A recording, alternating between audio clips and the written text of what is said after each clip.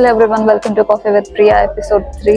இந்த வீக் நீங்க Instagram and YouTube commentsல கேட்ட questions ஆன்சர் பண்ணலாம் அப்படினு இருக்கேன். என்ன கேட்டிருக்கீங்கன்னு பார்க்கலாமா? Planning to pursue masters in Canada, did you handle everything yourself or did you use a consultancy? நான் கன்சல்டன்சி தான் அப்ளை பண்ணேன். பட் எனக்கு தெரிஞ்ச நிறைய பேர் அவங்களே தான் அப்ளை பண்ணாங்க.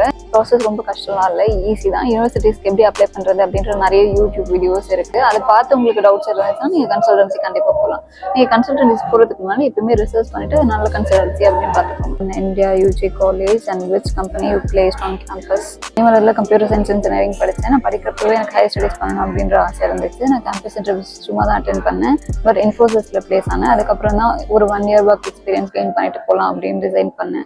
Mysore days one of my best days அப்படின்னு நான் சொல்லுவேன். நான் மைசூரில் ட்ரைனிங் முடிச்சுட்டு மஹிந்திரா சிட்டியில் 1 year ஒர்க் பண்ணேன். அந்த 1 year தான் இங்கே எனக்கு பிஆர் பாயிண்ட்ஸுக்கு நிறையவே ஹெல்ப் ஆச்சு. எப்பயுமே இங்கே ஒர்க் எக்ஸ்பீரியன்ஸோடு வர்றது பெட்டர். ஹோம் டூர், நான் என்னோட லைஃப் ஆஃப் பிரியா பேஜில் ஹோம் டூர் வீடியோ முன்னாடியே போஸ்ட் பண்ணியிருக்கேன். அந்த வீடியோக்கான லிங்க் நான் என்னோட டிஸ்கிரிப்ஷனில் ஆட் பண்ணுறேன், செக் பண்ணி பாருங்கள். Full day in the life of Priya. Actually இதுதான் என்னோட நெக்ஸ்ட் யூடியூப் வீடியோ. நான் இப்போ எடிட் பண்ணிட்டு இருக்கேன். நெக்ஸ்ட் ஃபியூ டேஸில் நான் அப்லோட் பண்ணுறேன். Hair cut and stylist recommendations. நான் லாஸ்ட்டாக பண்ண ஹேர் ஸ்டைல் என்னோட முன்னாடி வீடியோவில் நான் மென்ஷன் பண்ணியிருக்கேன். அந்த வீடியோ செக் பண்ணி பாருங்க. நான் எப்பயுமே என்னோட ஃபேஸ்க்கு என்ன ஹேர் கட் சூட் ஆகுதோ அந்த மாதிரி ஹேர் கட் தான் நான் ட்ரை பண்ணுவேன். நான் மோஸ்ட்டாக பண்ணுறது ஃபேஸ் ட்ரிமிங் லேயர்ஸாக தான் இருக்கும். ஏன்னா என்னோட ஃபேஸ் ஷேப்க்கு என்னென்ன ஹேர் கட்ஸ் நல்லா இருக்கும் அப்படின்னு நான் ரிசர்ச் பண்ணுவேன்.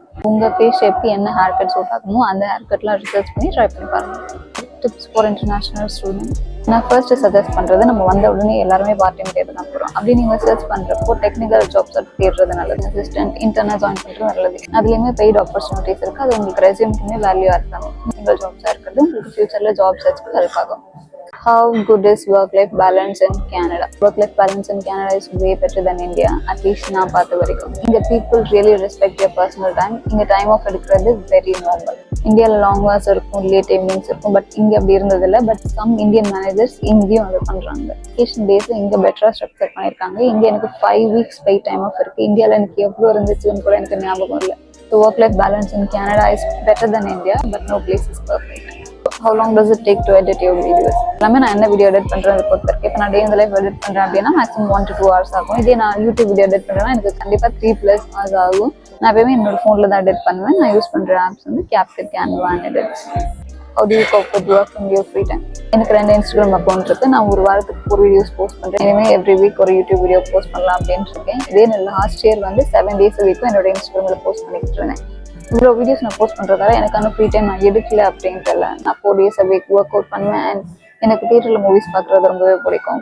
ஸோ நான் எவ்ரி 2 weeks ஒன்ஸ் அட்லீஸ்ட் நான் தியேட்டர் போய் மூவி பார்ப்பேன். இப்படி போகிற டைமில் அங்கே போய் ஸ்டோரி எடுத்து போஸ்ட் பண்ண அப்படின்னு நான் எக்ஸ்பெக்ட் பண்ண மாட்டேன். ஏன்னா அது என்னோட free time.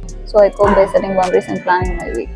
How to be consistent in content creation. நான் எனக்கு ஹெல்ப் ஆகுறது சொல்கிறேன். எனக்கு எப்பயுமே என்னோட கோலை விஷுவலாக ட்ராக் பண்ணுறதுக்கு பிடிக்கும். ஸோ அதுக்காக நான் இந்த 365 days கேலண்டர் வாங்கியிருக்கேன். இந்த கேலண்டரில் நான் என்னைக்கெல்லாம் வீடியோஸ் போஸ்ட் பண்ணுறேன் அப்படின்றத ட்ராக் பண்ணிக்கிட்டே வரேன். இந்த ஒரு விஷயத்தை நம்ம டெய்லி பார்க்குறோமோ அதை நோக்கி நம்ம ஒர்க் பண்ண ஸ்டார்ட் பண்ணுவோம். ஸோ இந்த கேலண்டர் இந்த கண்டென்ட் கிரியேஷனில் கன்சிஸ்டண்டாக இருக்கிறதுக்கு ஹெல்ப் ஆகுது. கேலண்டர் நீங்கள் நிறைய விஷயத்துக்கு யூஸ் பண்ணலாம். லிங்க் நான் டிஸ்கிரிப்ஷனில் ஆட் பண்ணுறேன். நான் ஸ்க்ரீனில் இருக்க கொஷின்ஸ் எல்லாமே நெக்ஸ்ட் இன்ஸ்டாகிராம் வீடியோஸை ஃபுல்லான்னு இருக்கேன். நீங்கள் அந்த வீடியோஸ்லாம் மிஸ் பண்ணாமல் இருக்கணும்னா நீங்கள் அங்கேயே என்ன ஃபாலோ பண்ணிக்கோங்க, சப்ஸ்கிரைப் பண்ணிக்கோங்க. நெக்ஸ்ட் வீக்கில் பார்ப்போமா? பாய்.